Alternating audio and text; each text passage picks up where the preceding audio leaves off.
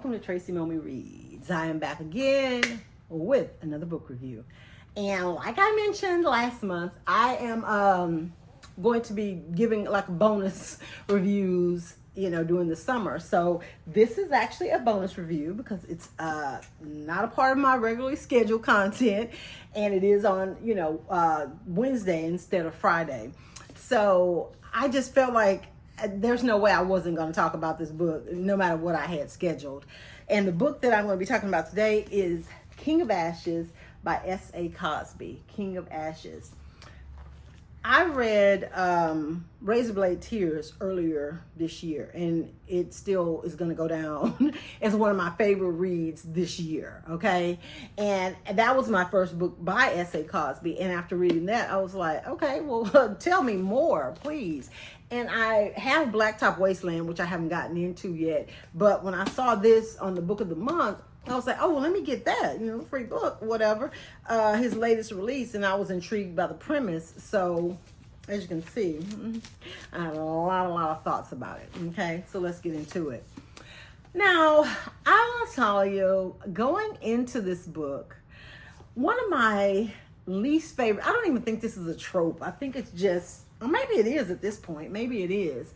But the thing that I do not like in stories or in real life, I cannot stand when people, the characters, when they make all of these like hardcore sacrifices, and do things because other people have gotten themselves into trouble that had nothing to do with them, right?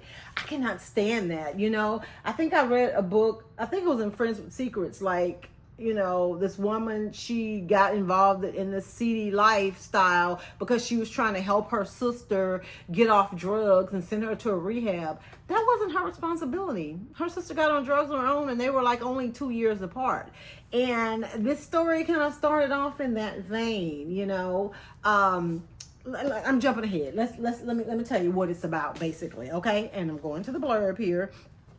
So, the Carruthers family, they have a crematory business in Jefferson Run. I don't know if that's in Virginia or where it is. That's the only thing I don't see in here. It's just called, oh yeah, it is Virginia, Jefferson Run, Virginia. So they basically, they cremate people. After they die, and they people that aren't buried have traditional burials, and they want to be cremated. They are like the town's cremators, right?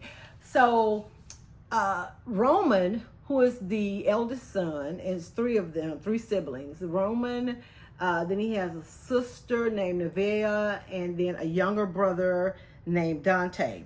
And Roman, he left that little small town, right? He's in Atlanta. He's a financial advisor, has a lot of money, and he's doing well for himself, right?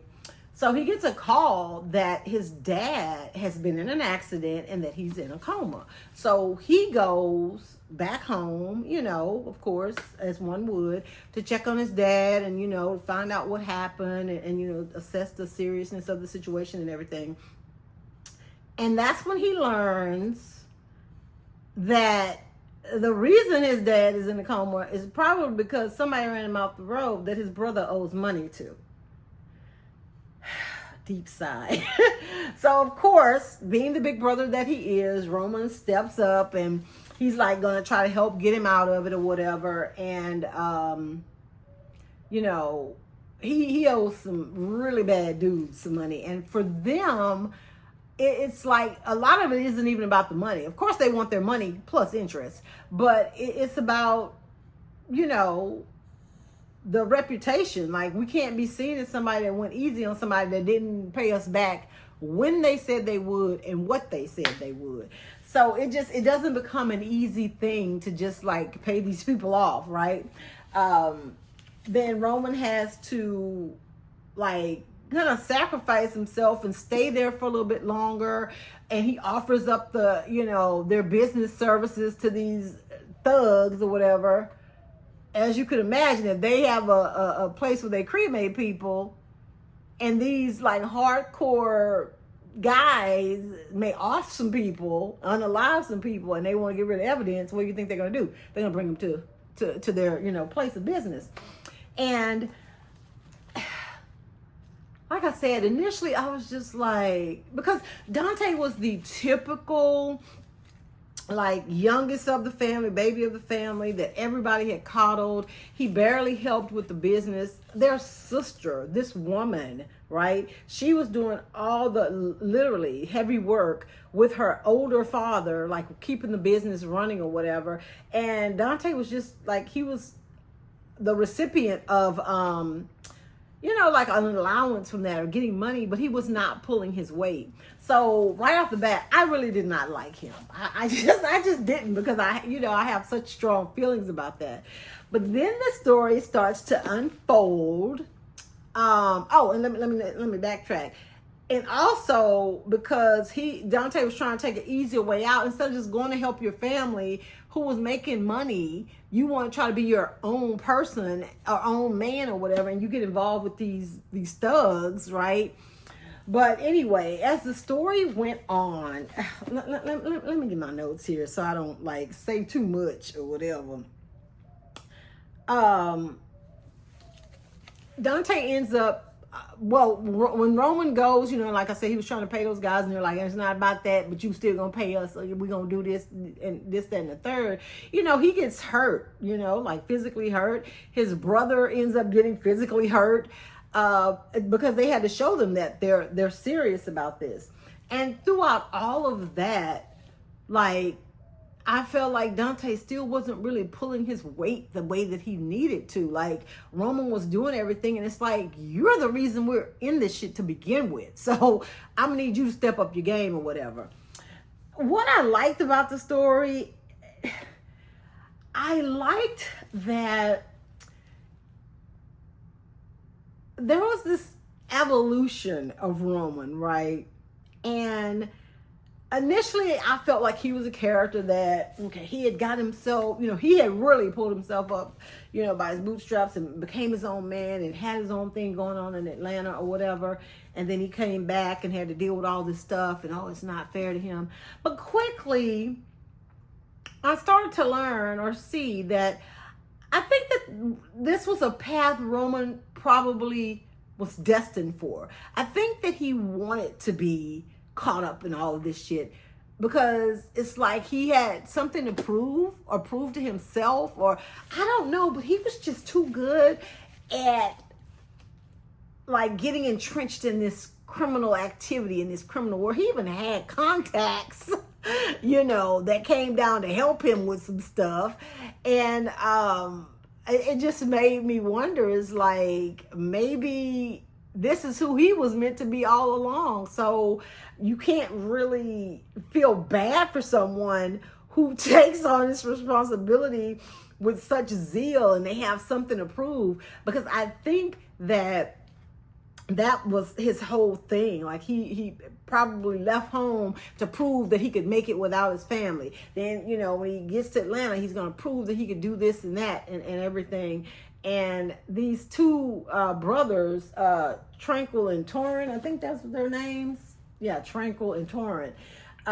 He was really trying to prove that they weren't smarter than him. That he was going to be able to one up these, guys who had been, basically in the drug and thug and villain game since they were little bitty kids. They killed some people when they were like hitting the double digits, as preteens and teenagers, and he was out to prove that he was smarter than them, and that, and everything. And the story just, it was so different from Razor Blade Tears, but at the same time, that grittiness and that, what do they call it? The country noir, that stuff was still in there. Seeing how, like, the motivations behind a lot of the actions that were taken in the book, and just how clever Roman was, and how he preyed on, like he saw people's weaknesses and he exploited them. Because there was this one guy who was part of Torrance and Tranquil's crew that he ended up turning because he had something on the guy, and he used everything like that to his advantage. And whereas maybe going in, you would think that he wasn't built for that, because he had gone on his little bougie life in Atlanta.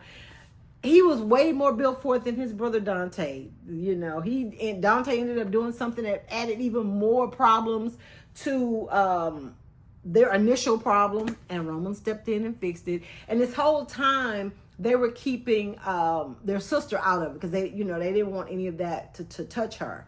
And she was struggling with, because there's this other, it's just so many moving pieces, but their mom had went missing like 17 years earlier, right? And they found her car, but they never found a body, okay? So the sister was always convinced that their dad did something to their mom and then burnt the remains because now you don't have any proof.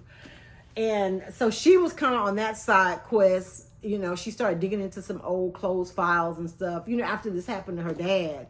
And let me tell you, the twists and turns in this book, when we got to the revelation, number one, about what happened to their mother, that was a gut punch.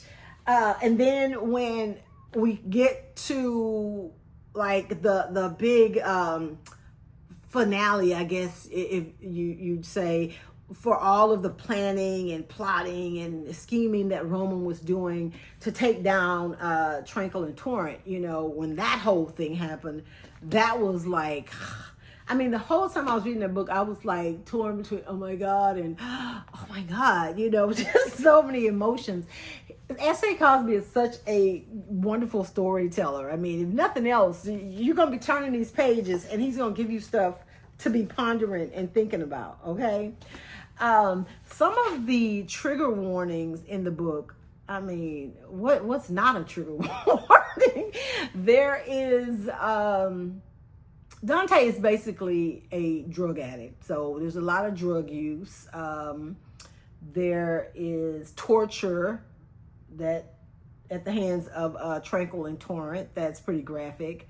There are people being unalived all up and through the book. It's very gritty. It's very gritty and very dark in some spots. And there's one big, is that big? I don't think that's a spoiler. There's several characters in the book that you come to know, and there are some character deaths. So I'll leave it at that. So, just like in Razor Blade Tears, which I'm still mad about that. But for the most part, it is just a really riveting read. I don't know. The writing was on the wall, I feel like, as far as the ending. But I was still kind of like, dude, really? Really? But sometimes your destiny, I guess you can't fight it. This is probably where you were always meant to be. And that's how I felt like, with the ending, that pretty much what happened, But I still was like a little bit, I don't know, I was just torn. Like, I don't know that I wanted that for that person, like for that to be the ending. But it was a lot. It was a lot of drama. It was a lot of nail biting. It was a lot of stuff that made me want to just throw the book across the room. But all in all, I couldn't put it down. And that, I feel, is the mark of a very well-written story. And a great storyteller, with S.A. Cosby or whatever. Oh, side note, Roman had a friend named Khalil. I'm gonna need a whole book on Khalil. I need the backstory. I need to know all about him. Oh, and you know what else? Ike made an appearance in this book. It was very small, but Ike from Razor Blade Tears, he made an appearance in here. So I'm wondering if all of S.A. Cosby's books, if they're like kind of interconnected and taking place in the same world. Because again, I need to know where Khalil came from. I need his story front, the back, the side. I need a Khalil story ASAP. Another trigger warning that I may need to add in there. Roman was into some I don't even know some kinky stuff he was doing. Just keep in mind, it's what is it? Not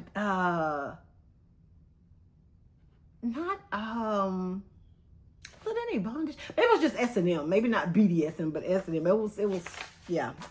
Yeah, some of that. Because he definitely had mommy issues. You know, there were mommy issues, daddy issues, all kind of issues with people in this book.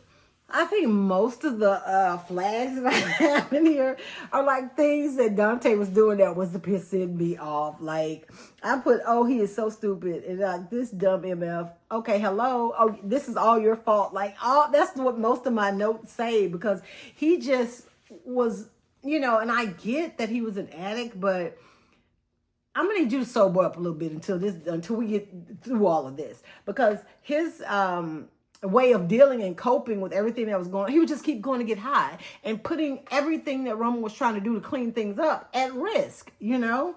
And that was really, I just did not have no patience for that at all. But it was so much going on. If you love any of the things that I mentioned, you know, gritty books that have some suspense, that have some criminal element, that have revenge plots, that have some humor, because, you know, amidst all that, there was some like kind of like funny moments, if you can believe that, then you'll love King of Ashes. You'll love it. I will personally say I loved Razor Blade Tears more, but this is a close second. This book is no slouch. So the only reason why I think I love Razor Blade Tears more is because what Ike and Buddy Lee were doing, you know, it seemed to be more, it was a revenge thing, you know, some of that was going on in here, but it was not because of anything that they'd done. They were trying to avenge their children and trying to get closure for not being the fathers in life. You know, they were trying to be the fathers after death that they hadn't been in life. And, you know, that whole saga of seeing them grow, those characters grow, and how it all ended up. This is just chaos, power grabs, greed. It's just all those things.